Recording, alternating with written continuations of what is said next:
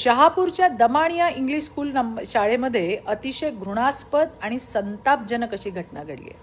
शाळेच्या बाथरूममध्ये रक्ताचे डाग होते म्हणून मासिक पाळीच्या संशयावरनं 14 ते 15 वयोगटातील तब्बल 12 विद्यार्थिनींचे कपडे उतरवून शाळेने तपास केला.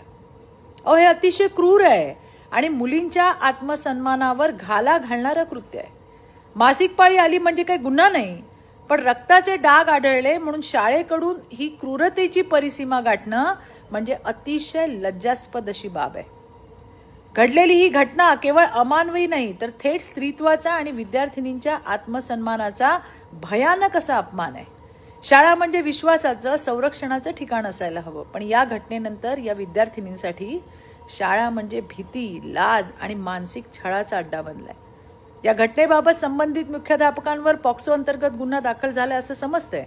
याशिवाय जे जे जबाबदार असतील त्यांच्यावर गुन्हा दाखल करण्यात यायलाच हवा, यासाठी मी स्वतः सुद्धा त्याचा पाठपुरावा करणार आहे.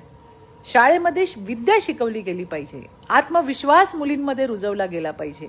तिथे असा लज्जेचा बाजार मांडत असतील तर ते कदापि खपवून घेतलं जाणार नाही. धन्यवाद. जय हिंद, जय महाराष्ट्र.